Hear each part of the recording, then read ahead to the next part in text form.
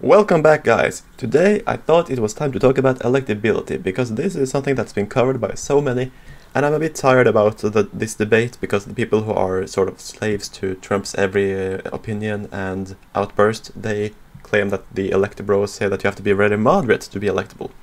And I guess the electabros, they do say that, some of them, but there is a golden middle road for electability, and I'm going to talk about that today, and I've decided to put it into 5 classes of electability. And as you see, the middle one, which is the best one, is a symbol with gold, of course, because it's the golden middle road.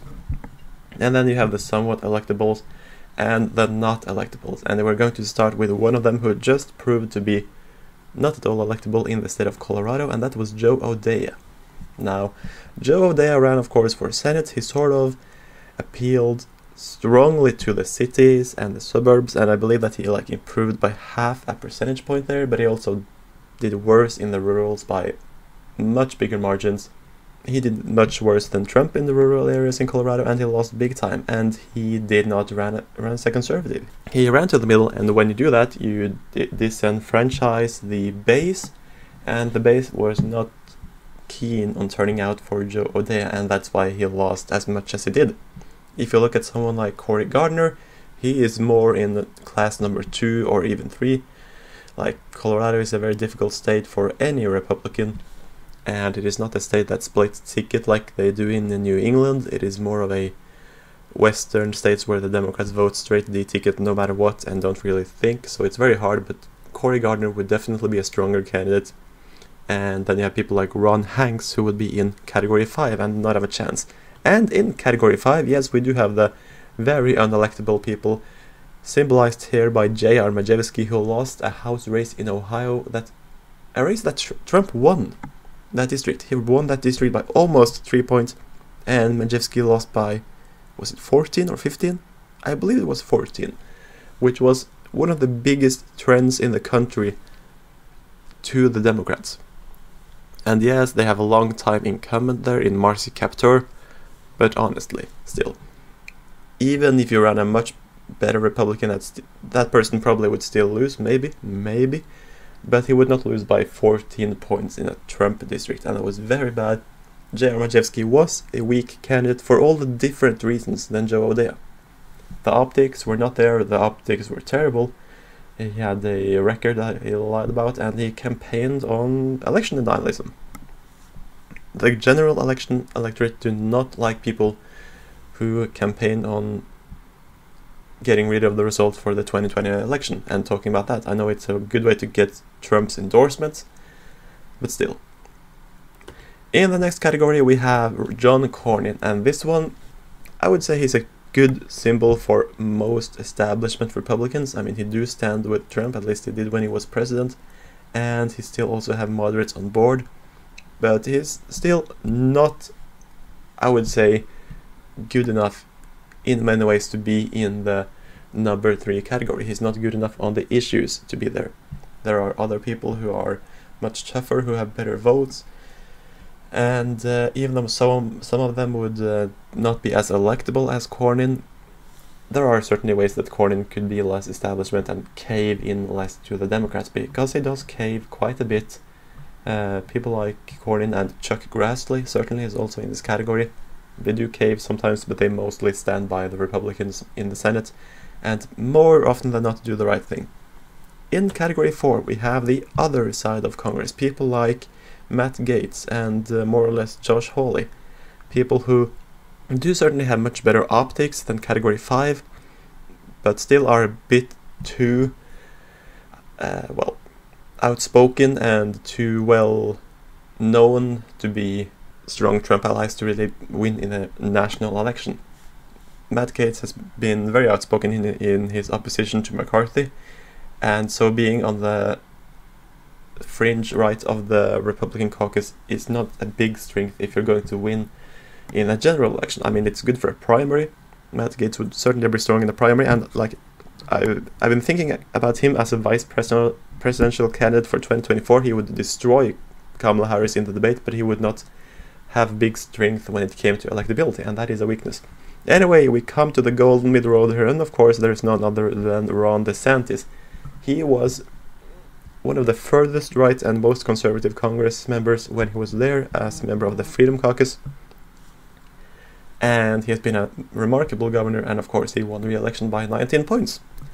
So he combines the best of all the others. He's very electable, he has very good optics with his wife and children. I mean, they really are Florida's first family, and everyone loves him, really. And of course there are other examples. You can say that Glenn Youngkin and Lee Zeldin, for their respective states, have matched, well, not exactly matched, but they have done really well also when it comes to this type of electability.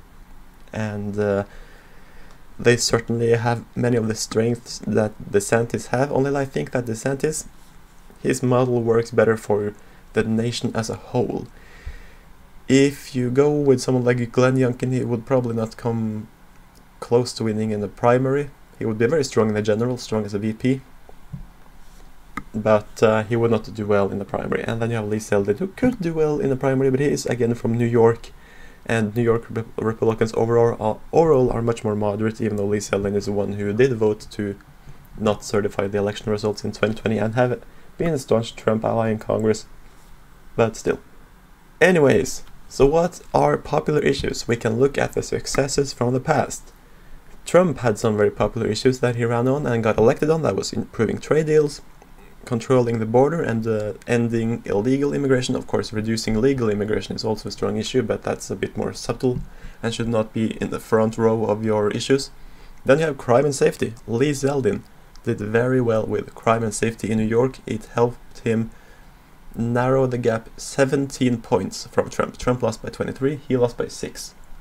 So yeah, he got really close, mostly thanks to the terrible crime record of Democrats in New York and everywhere else. Then you have healthcare costs. This is something I think that Republicans should run on more. They should really get better on healthcare and try to own that issue a bit more. And then you have getting LGBT curriculum out of school. Maybe I miswrote a bit there, but still. That's something that has to be dealt with. And of course the economy. The economy is usually the #1 issue. And the last one is public sanity, and that is that you run people like Lee Zeldin and Glenn Youngkin and Ron DeSantis, and not people like J.R. Majewski, Don Bullock, John Gibbs, and Herschel Walker, who is like the epitome of the unelectable candidate. Anyway, we go to the next one, which is unpopular issues. People that talk a lot about these issues usually lose, like these two did, and while they lost, they also lost by much bigger margins than they should. And there are many options, I mean many candidates who fit neatly into this category. If you had instead nominated Chuck Morse in New Hampshire, he might still lose, but not by more than 5.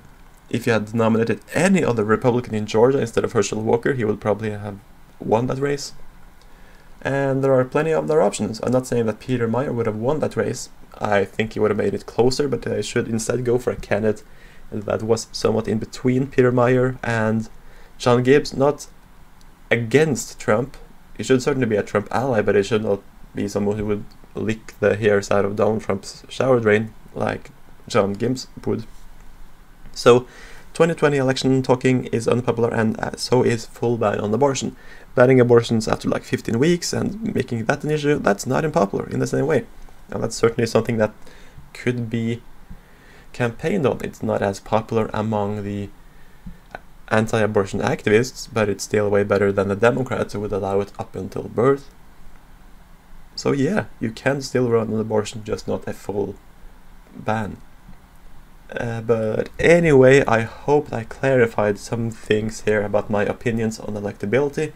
Well, let me know in the comment section if you agree that electability is not just being extremely pro-Trump or being extremely moderate. You have to go somewhere in the middle and also work on optics.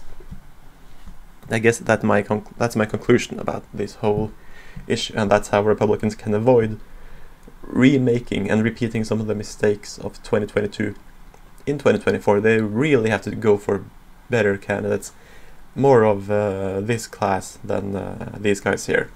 But anyways, thank you all so much for watching. I am in the middle of an exam period, which is why I'm almost not making videos, but I will come back and continue to come back from time to time to make videos. So thank you all so much for watching, and I'll see you next time.